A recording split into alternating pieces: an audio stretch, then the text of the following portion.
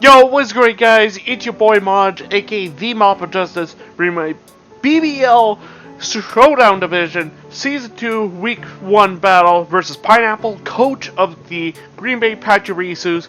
If you guys enjoy this, feel free to drop a like, comment, subscribe down below. Now, quick breakdown of his team. He has Necrozma Duskbane, Tornadus Therian, Mega Tyranitar, Gligar, Vaporeon, Rotom Heat, Weezing, Regirock, Oricorio, and Kecleon. Now, just real quick, just looking at the matchup in general, two ones on my team that I definitely want to capitalize on that pressure his team pretty nicely are both Kyogre and Mega Altaria. So basically the idea behind this team is that it's going to be built around Kyogre just being able to come in and spam Choice Specs Water Spout as much as possible. Literally, his only switch in is a Water Absorb Vaporeon. Even if he's like a max HP, unless he's packing Hydration for whatever reason to take advantage of my rain in case I throw off a random Toxic or whatever, the only way he lives a Choice Specs Water Spout, or isn't 2KO by Specs Water Spout, is like max HP, max Pynapel Assault Vest. But otherwise, if he doesn't bring Water Absorb, Water Spout literally gets a kill for free against him. I'm running max speed, max special attack modest. Max speed lets me outspeed the Necrozma, which is the most important thing for me. Because I can kind of see him Spadef Necrozma coming this week, but I could be mistaken. But either way, Kyogre is really freaking good this game. Next up, or firstly, I guess, I have a Sea Incense Golisopod with First Impression, Liquidation, Aqua Jet, and Rock Tomb. Now, Golisopod is going to be able to hit his team really hard because, again, the biggest thing that I'm wanting to capitalize on, literally his only water resist is Vaporeon. Otherwise, my water types just go in against him. First Impression is nice priority in case Mega Tyranitar gets too many DDs off, or gets off a DD, I guess. Aqua Jet is also really nice priority, and then last move, Rock Tomb, basically is going to help me be able to check the Necrozma if he tries to set up in my face, or the Tornadus, in case he thinks that he can bring it in on a predicted First Impression or whatever. I just wanted to go max speed, max attack, adamant, just to boost the damage output. Half of my moveset is literally priority, so the speed doesn't exactly matter quite as much, but I was running max speed in case he runs some random investment on Vaporeon or whatever. Next up, my win con this game is going to be my Mega Altaria. Sorry guys for being all stuffy, I'm a little bit under the weather, but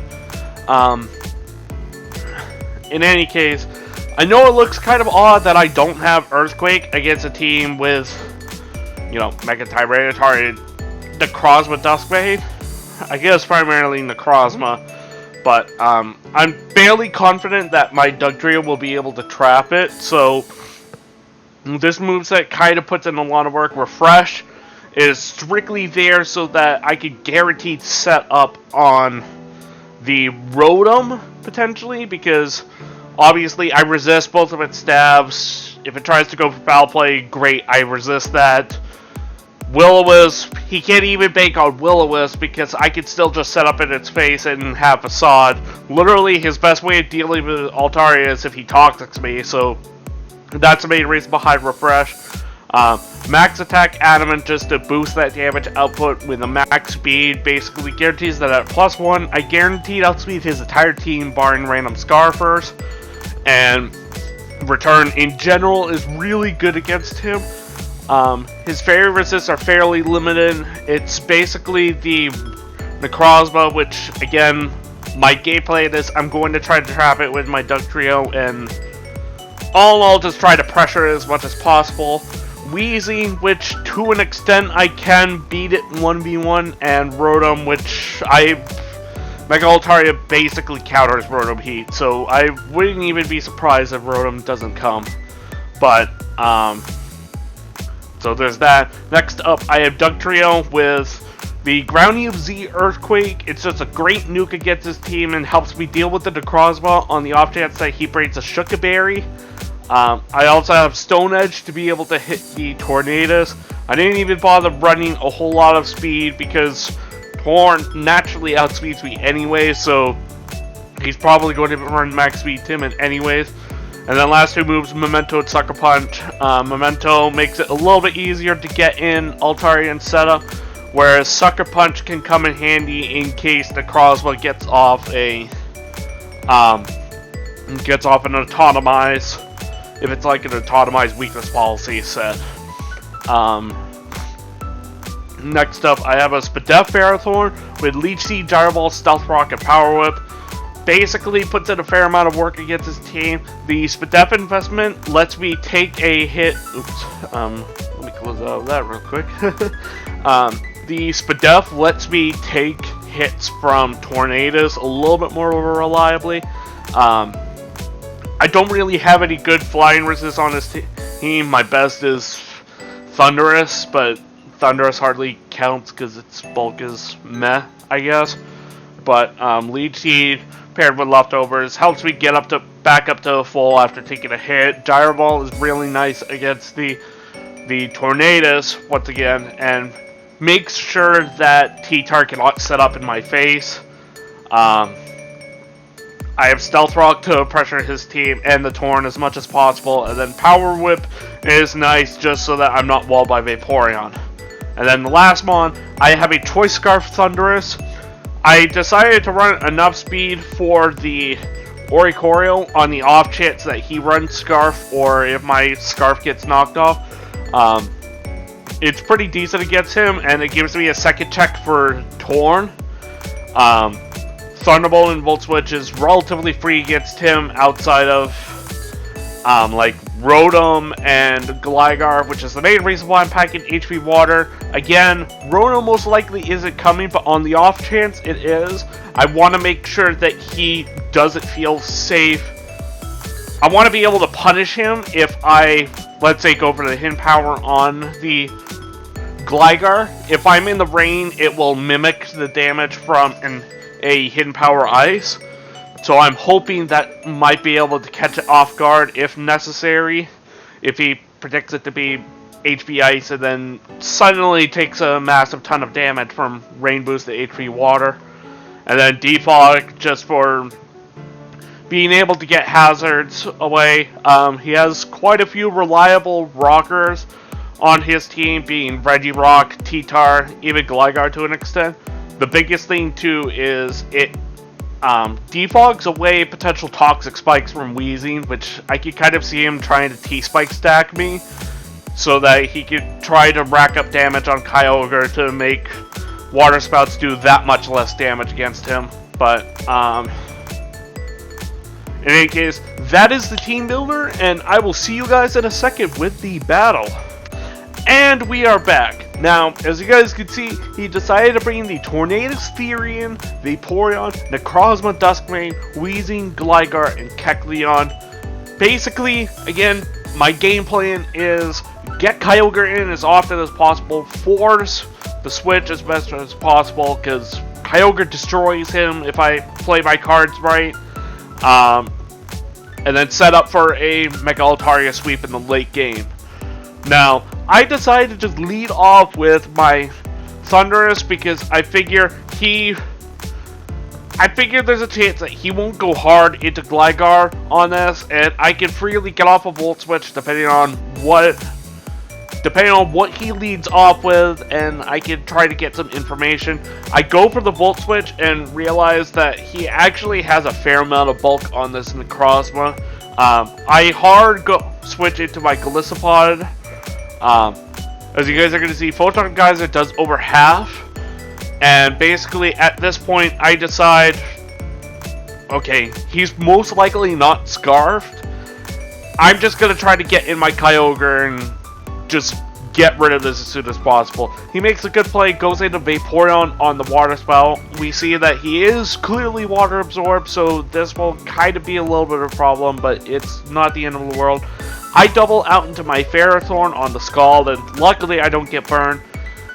And predicting him to not want to stay in, I fire off a Leech Seed on the incoming Torn, and basically the next turn he goes for the Hurricane, which, judging by the calcs, he is a Choice Specs Tornadus, so that's actually a pretty decent threat against me, because, as I said in the team builder, my flying resist is Thundy, which doesn't really count, so I get up my Rocks though, which will pressure his team, and could potentially pressure the Gligar to defog.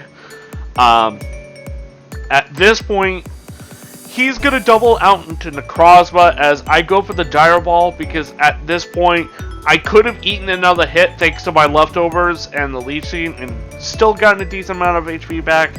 And Gyro Ball just did a ton of damage to the Torn. But luckily, or unluckily, he made a good read and goes into Necrozma. At this point, I decide probably my best bet is to sack the Golisopod as he fires off a Heat Wave. It gets a burn. It's whatever. I go for the first impression just to get a little damage off, and judging by that damage, even through burn, I can tell that he is max HP with pretty little defense, and I didn't see an item, so at this point I'm thinking he's probably either Shed Shell or Shukaberry. Either way, I need to get rid of this thing, so I go into my Dugtrio and I dump my Z-move. I basically had to hope that he wasn't Shed Shell. Obviously, with the Shukaberry, even with the Shukaberry, I guaranteed killed him at that point. But if he was Shed Shell, obviously he could have gone into Tornadoes to try to capitalize on offensive momentum. So we are able to get rid of the Necrozma. So Mega Altaria has a really decent chance of sweeping him this game. So, in fact, he goes into Gligar on the Dougie, and I just decide I'm going to go hard into my Altaria, just try to set up and win. I basically I did this to gauge and see what his, basically gauge for what his answer to it would be, which obviously would be Wheezing. I go out into Ferrothorn predicting a Sludge Bomb as he reveals the Haze, and that'll come into play a little bit later on, you guys are going to see. He fires off a Fire Blast, but thanks to my Spadef investment, I'm able to relatively eat that, and I get off a Leech Seed just to get a little bit of damage off. Yeah, so the next turn, trying to think what I was... Alright, you know what? Last turn. Okay. So, at this point, I figured I would go into Altaria on the second... Oh wait, no, I was sacking Dougie, because I didn't really need Dugtrio at that point to the Fire Blast. As he goes out into Vaporeon. Now, basically what I did at this point is I go hard into Altaria. I know that he could have had Ice Beam, but at this point, I assumed that his moveset was going to be Scald, Wish Protect, Toxic. Because Toxic was really nice at wearing down most of my team. So I just decided to go hard into Altaria, as he decides to fire off a Wish. At this point, I decide to go double out into my Thundurus, try to get as much offensive momentum as possible, as he goes out into the Wheezing. So at this point, I'm 100% certain that basically anytime that Altaria comes in and threatens to set up, he is going to go hard into Wheezing, which will come into play a little bit later on, as you guys are going to see. He goes out into Wheezy, gets the Wish from Vaporeon, he doubles out into his Kecleon, and I fire off a Volt Switch and manage to go out to my Dugtrio. At this point, because Dugtrio, or Kecleon, doesn't have the greatest defense, so he basically had to run like a Life Orb or Fake Out into Shadow Sneak to kill. Shadow Sneak on its own would not kill me, and obviously at the beginning of the turn he's a normal type, so he can't switch out. So I'm able to just get rid of the Kecleon, which is kind of useful. He goes out into the Tornadoes afterwards. I decide Ferrothorn isn't really doing anything else this game, so I'm just going to go ahead and sack it. He misses the first Hurricane, doesn't matter, because, again, I was sacking it anyways. I go out to my Scarf Thundy, and he makes a bit of a read and goes hard into Gligar on the Thunderbolt, which, I mean, is fine, because he's going to be able to fire off a Roost, and I go for the return, just try to gauge the damage against him. At that point, I got a crit. I didn't know what range. Alright, this is going too fast. I was basically seeing if a second crit return would kill him this turn, which it doesn't do shit, and he gets off a Roost. Now, at this point, I'm going to do what is called a pro gamer move, right? Because return is still doing a decent chunk. If I get off another return, he's at half health. So predicting him to go for the Roost, predicting me to just try to continuously spam return, I go for the DD as he gets the Roost off. Now, the reason why this is important is because +1 return actually does a decent chunk to Wheezing. Like, 38% through a resist is actually really solid, and basically I'm forcing this game into a 50-50 at this point, because I guaranteed eat a Sludge Bomb. He can't be Z, obviously, because he's Black Sludge. I know that he's not offensive. I know he's max Fizz Def to check this thing. Basically, he has one of two plays. He can either go for the Sludge Bomb and bank on the Poison, or he has to go for the Haze. The more reliable strat, in my opinion, is going for the Haze, because it would shut down my sweep. But I go for a second return, which basically, at this point, 2 +1 returns into a neutral return will guarantee kill this thing. So Wheezing at the end of the next turn will be dead no matter what.